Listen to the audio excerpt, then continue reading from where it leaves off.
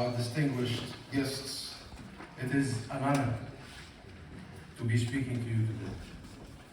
It is a true privilege to be able to tell you here, in person, the extent to which you have my gratitude and the gratitude of the Palestinian people. Because as bleak, as appalling, and as indescribably inhumane the situation in Gaza is, as much as it has brought out the worst in our humanity, the worst in politicians, so-called leaders around the world, and in politicians more concerned with their personal ambitions than in standing up to a genocide. It has also brought the best out in millions upon millions of the people of this world. And in the UK in particular. And for that, you here at the PSC have been absolutely instrumental.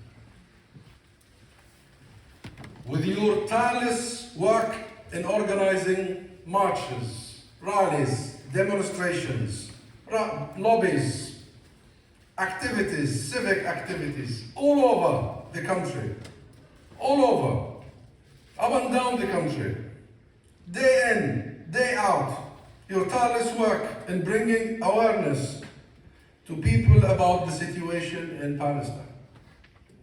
Your relentless efforts in getting people out of to the streets, enabling them to show their disgust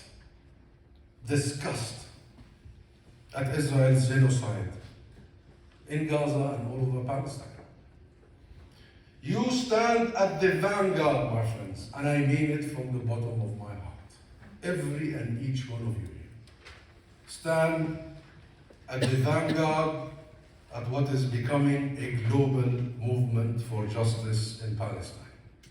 I bow for every and each one of you.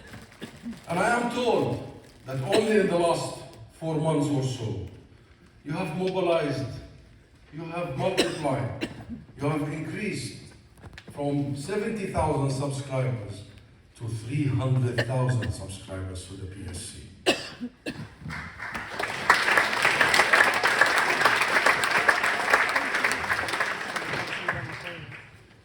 You now have 100 branches all over the UK. And only last week, you lobbied the Parliament for an immediate and permanent ceasefire. 80,000 of you took direct part in that. This is commendable. This is inspiring. This is empowering. And I need to tell you that we really stand shoulder to shoulder with us, the Palestinian people. And I'll have to say today, Gaza is being destroyed. The mass murder of our children, of our people, is continuing unabated, unhinged. 100,000 Palestinians have been either killed, maimed, disappeared, missing, still under the rubble until this moment. 70% of our housing stock in Gaza is gone. All of our education sector has been bombed. The entire Gaza university stock is destroyed. 375 schools bombed. You know the story about the Israeli obsession with our hospitals as well. But I am here to promise you, we will rebuild Gaza.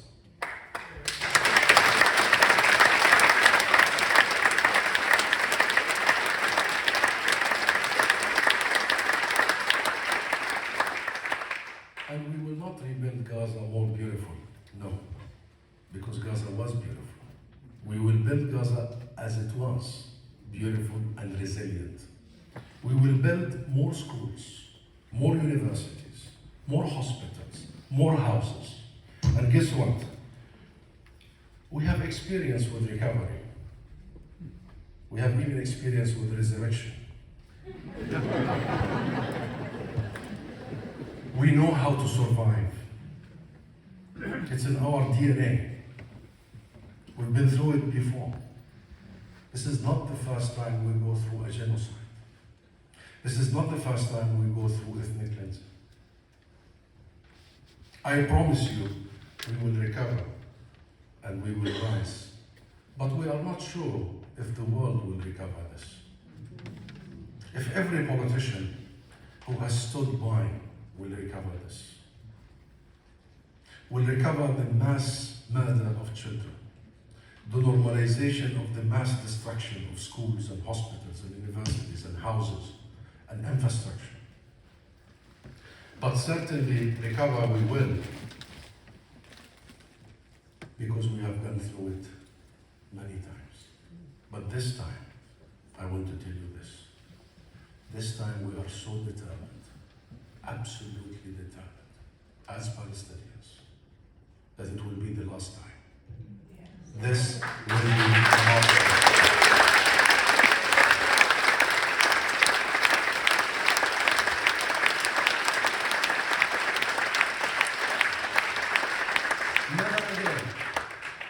Never again we will allow Israel to mass murder our children.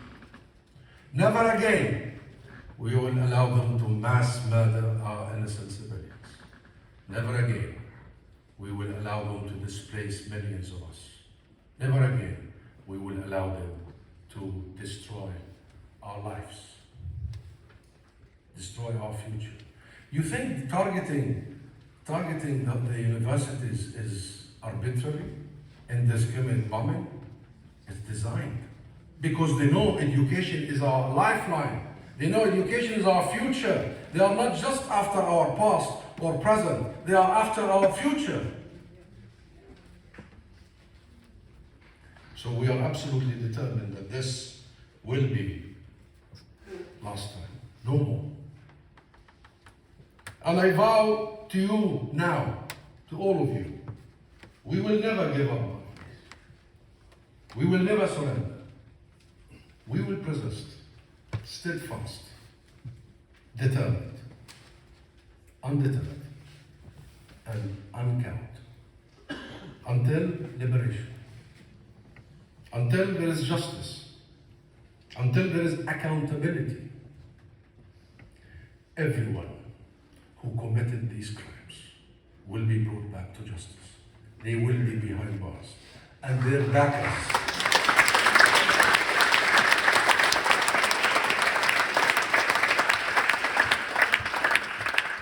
and until the Palestinian people achieve our rights equal to all other peoples in the world, our right to freedom from oppression, our right to return to our homes, our properties, our farms, our lives, and our right to self-determination, we will continue.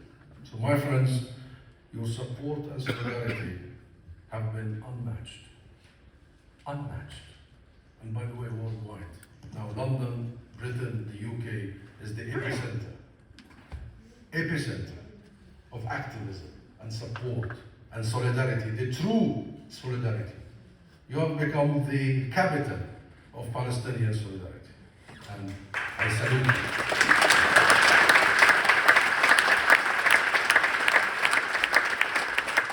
And just as history will note all those who have stood complicit with Israel's genocide, and we know them. We will remember them. We will not forget any of them.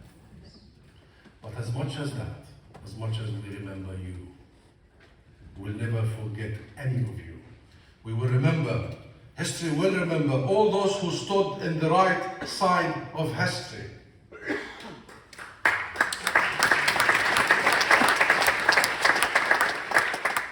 those who sacrificed their time and their efforts, all those who never forget their humanity.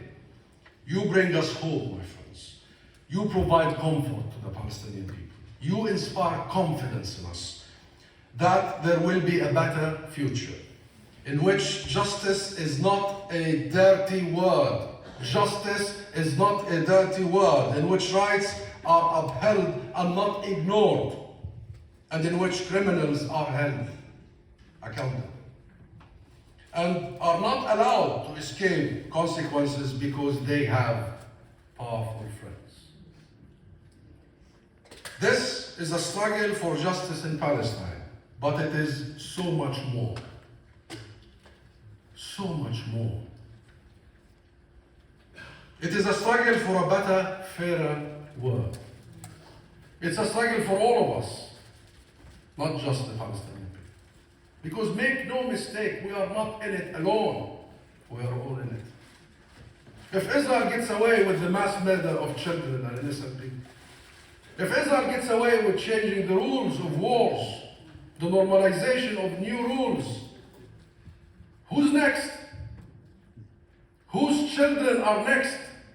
Whose mothers are next? Whose houses are next? Whose universities and hospitals and schools are next?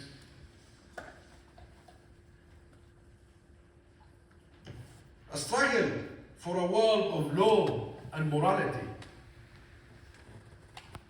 All those who have been going out of their way to shield Israel, to allow Israel to drag them into this immoral orbits of wars and aggressions and genocides and ethnic cleansing,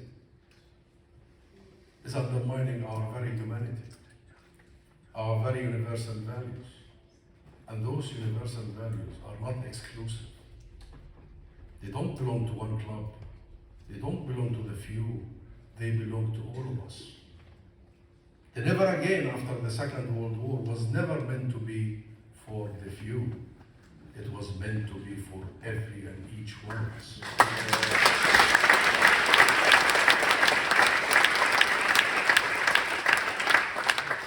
So it is a struggle.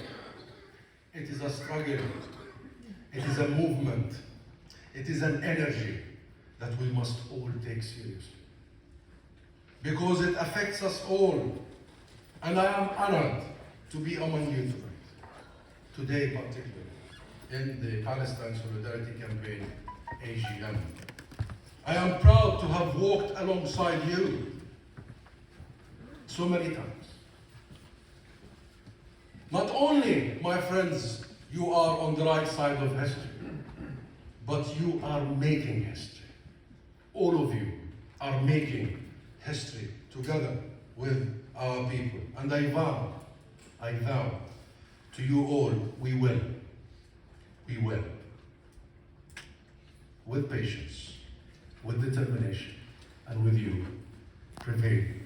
And we will go all the way for a free Palestine. Thank you very much.